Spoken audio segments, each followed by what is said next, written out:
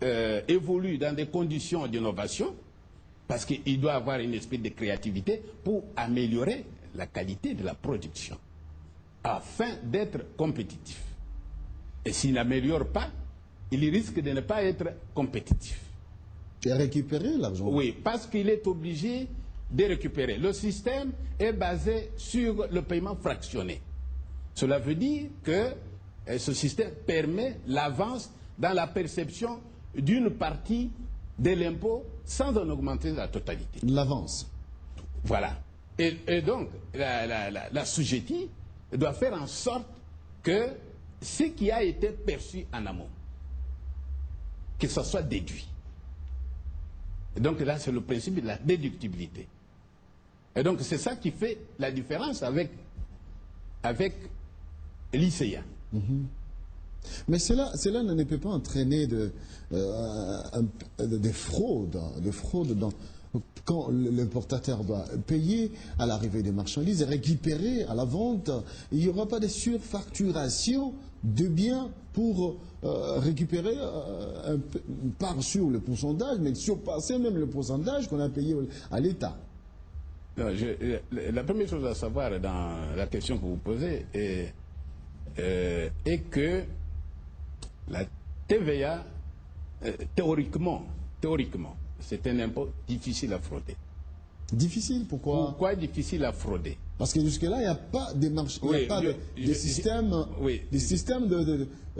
Permettez-moi. La technologie de pointe n'est pas encore démise, monsieur Manguenda. Permettez, s'il vous plaît.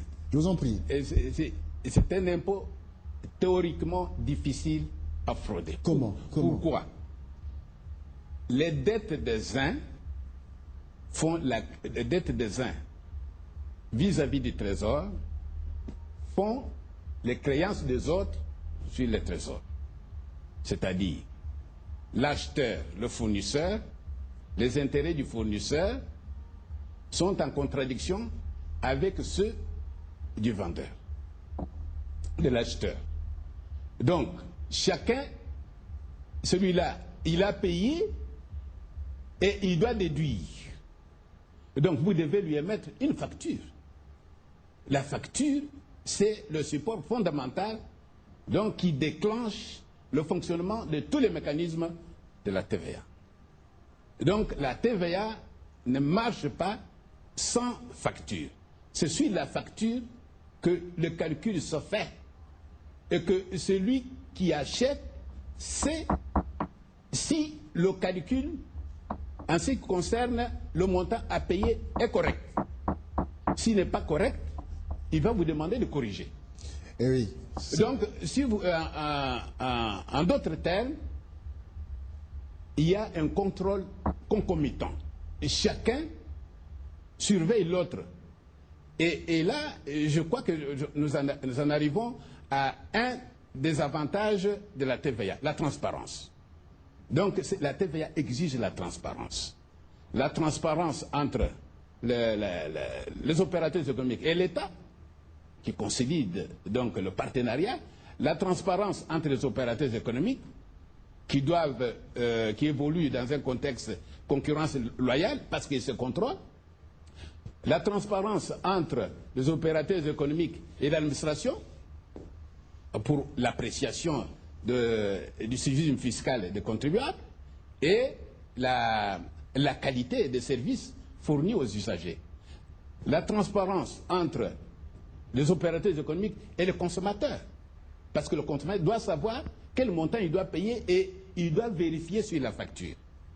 Donc, cette transparence qui s'impose à tous les niveaux, dans tous les circuits des opérations, de la production et de commercialisation, débouche sur la politique de la bonne gouvernance.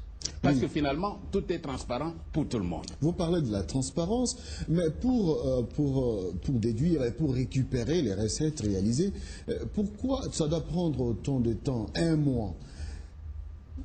Oui, disons que dans la philosophie de cet impôt, donc la TVA, le délai qui est accordé d'1 mois, c'est-à-dire l'impôt collecté, est exigible le mois suivant celui de la retenue de la TVA. Alors, ce délai est nécessaire justement pour les entreprises dans le cadre de la gestion de stock. Donc c'est un délai qui est jugé comme étant normal dans le cadre de la gestion de stock. Deuxièmement, ce temps permet aux opérateurs économiques, aux assujettis, de rassembler tous les documents qu'il faut, d'avoir tous les documents dont l'administration a besoin. Vous avez parlé des factures, hein, Voilà. Donc la comptabilité doit fonctionner. Oui, il faut que l'entrepreneur, l'assujetti, vérifie son stock après la vente et s'il a tous les documents qu'il lui faut, tous les documents justificatifs. Et donc, dans la philosophie donc, de cet impôt, suivant ce principe, donc ce délai est normal pour ces deux objectifs. Donc c'est un délai qui est favorable pour les entreprises. Donc ça lui permet de voir la situation comptable, la situation comment dirais-je, de ces documents qui peuvent être exigés par l'administration et voir s'il n'y a pas eu d'erreur. Est-ce que ce qu'il a payé, c'est ça qu'il devrait payer? Est-ce qu'au niveau du fournisseur, il n'y a pas eu d'erreur? Ainsi de suite. Donc c'est un délai normal que l'assujetti doit mettre à profit pour se mettre, n'est-ce pas, en règle vis-à-vis de sa propre comptabilité et vis-à-vis aussi de l'État à travers les administrations gestionnaires. Florentin Manguenda, question directe. Pourquoi la TVA va favoriser la baisse des prix? Parce que nous suivons l'actualité sur cette affaire. On affirme que la TVA sera à la base de la baisse de prix. Est-ce une vérité? Non, je crois qu'il y a eu beaucoup d'émissions, beaucoup d'interventions là-dessus. Ce qui a été dit, c'est ça. Donc la TVA n'étant pas une charge pour une entreprise, ne peut donc pas être à la base de la hausse de prix. Donc il n'est pas reprise dans le prix de revient au niveau des entreprises. Et donc la TVA, tout se fait... Mais serait plus sur le prix des ventes. Tout se fait, les ventes se font hors TVA. La TVA n'est pas incorporée dans la facturation. Ce n'est pas une charge pour l'entreprise, comme c'était le cas avec l'ICEA. Et c'est ça qui fait la différence. Et c'est ça qui pousse les entreprises à plus de compétitivité. Compétitivité sur le plan national et sur le plan international. Vous prenez le cas comment dirais-je, de l'Allemagne. L'Allemagne, c'est un des pays de la zone euro, aujourd'hui en crise, mais ce pays est dans une position confortable vis-à-vis d'autres pays de la zone euro. Pourquoi? Parce qu'il y a cette compétitivité des entreprises qui évolue dans un contexte sans charge fiscale. Vous venez d'ajouter que... Et ces entreprises, oui. Ces entreprises, vous le savez aussi bien que moi, ont des extensions aujourd'hui à l'extérieur de leur pays, de l'Allemagne, en Chine. Et si vous prenez également le cas du Japon, qui a connu l'année passée la catastrophe de Fukushima, avec des infrastructures détruites, et le gouvernement japonais, qui a le problème de relever le défi, de reconstruire le pays, de reconstruire les installations de base, d'indemniser les familles des victimes, n'a pas trouvé mieux que de faire recours à la TVA, en augmentant le taux de 5 à 15%. Donc c'était un impôt du siècle. Un impôt du siècle, un impôt qui révolutionne tout. Un impôt moderne, qui consacre la neutralité dans la gestion des entreprises. Donc, à moins d'un demi de siècle, il a fait le tour du monde. Donc, c'était un impôt qui vient en appui dans une situation de crise. Et je pense que l'applicabilité de la TVA dans notre pays entre dans le cadre de la vision du chef de l'État. Une grande vision à la dimension du défi à relever, à la dimension de la grandeur du pays. Parce qu'ailleurs aussi, il n'y a eu que des programmes ambitieux, de défis.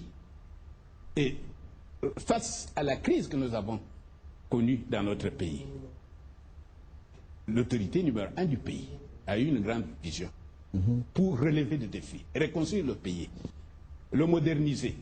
Et cela en faisant recours à la fiscalité.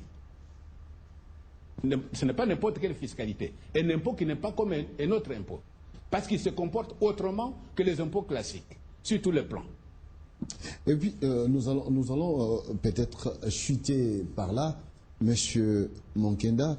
Est-ce que les investisseurs, avec l'instauration de la TVA, ils refont confiance à la RDC aujourd'hui? Justement, parce que si vous essayez de voir la situation sur le plan régional, international, depuis 1990, le commerce international se réalise dans des espaces d'intégration régionale et sous-régionale. Okay. Et on ne peut pas aller exercer, on ne peut pas être compétitif dans cet espace dont on est membre sans être en harmonie vis-à-vis des lois fiscales qui sont d'application ailleurs.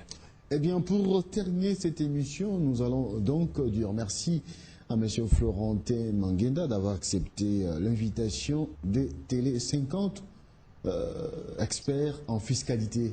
Merci. Merci. On va peut-être vous retrouver prochainement pour d'autres explications en rapport avec la taxe sur la valeur ajoutée TVA en République démocratique du Congo. Mesdames et messieurs, merci d'avoir suivi votre émission. Eh bien, l'info continue sur votre chaîne. Au revoir et à la prochaine.